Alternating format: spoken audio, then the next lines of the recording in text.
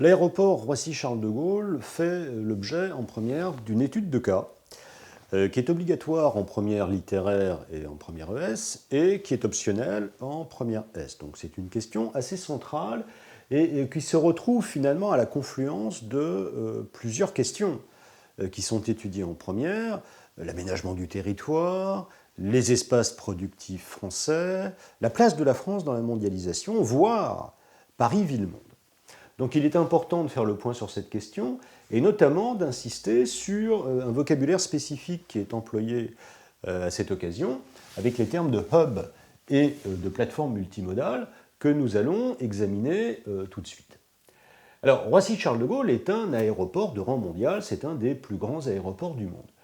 Alors à l'origine, c'est le deuxième aéroport international situé dans la région parisienne. Le premier, c'est l'aéroport d'Orly. Dès les années 1960, on a eu l'idée de créer un deuxième aéroport en anticipant sur l'augmentation du nombre de passagers qui allaient utiliser les vols aériens.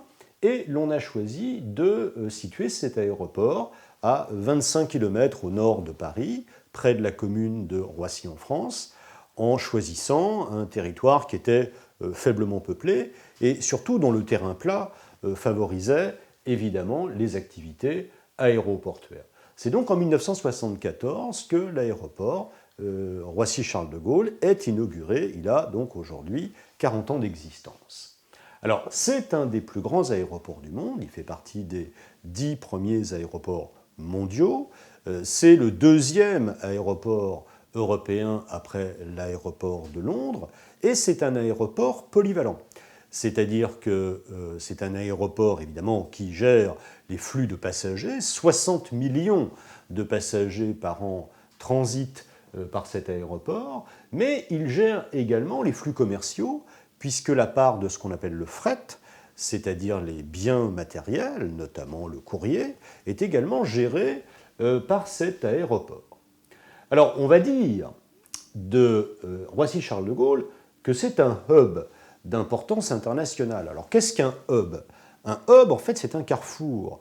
C'est-à-dire que c'est un pôle à partir duquel sont redistribués des flux aux quatre coins de l'Europe ou aux quatre coins du monde. C'est une espèce de plaque tournante.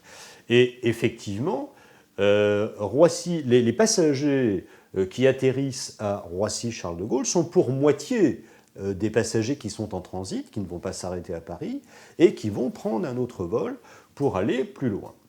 On peut citer l'exemple du premier aéroport mondial, qui est l'aéroport d'Atlanta, aux États-Unis, qui n'est pourtant pas une ville-monde ou une métropole très très connue au rang international, mais qui joue précisément un rôle de hub à l'intérieur du territoire américain et qui doit à cela sa position de premier aéroport mondial.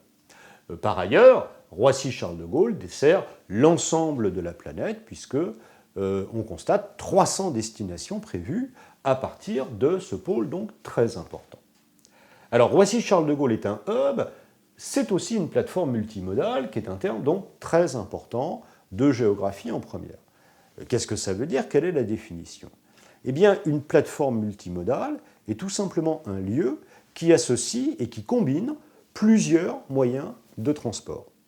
Si l'on prend un autre exemple dans le programme de première, le port de Rotterdam est une plateforme multimodale qui associe évidemment le transport maritime, mais aussi le transport fluvial, le transport ferroviaire et le transport routier.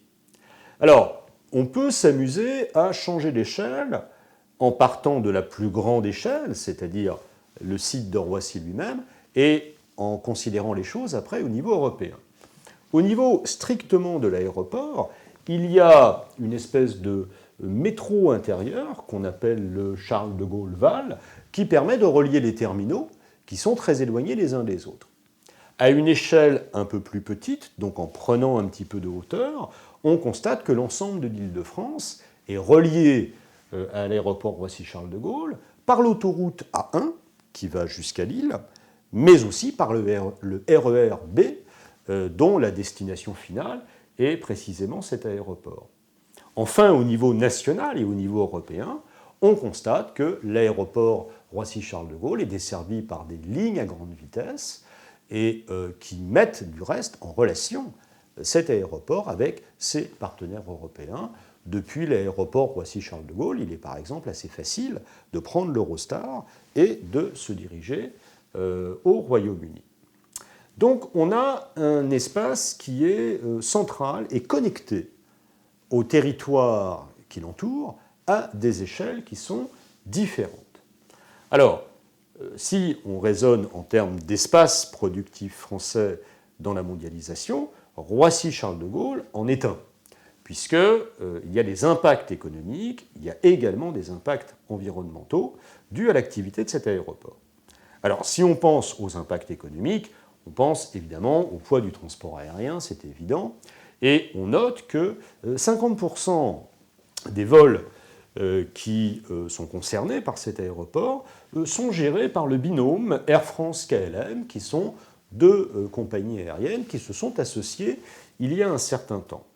En ce qui concerne le fret, et notamment le transport des colis, le transport du courrier, on peut citer l'entreprise FedEx, bien connue, pour laquelle Roissy-Charles de Gaulle est le principal hub européen. C'est-à-dire que c'est le point d'arrivée en Europe de cette entreprise d'origine américaine. Il en est du reste de même pour la Poste, qui fait transiter ses colis par cet aéroport. Alors, le rôle économique de Roissy ne se limite pas au transport aérien, puisqu'on a une zone d'activité économique très importante dans cet aéroport qui a connu des extensions et qui aujourd'hui occupe une surface immense de 3000 hectares, ce qui équivaut, pour se faire une idée, à 3000 terrains de football. Donc c'est extrêmement étendu.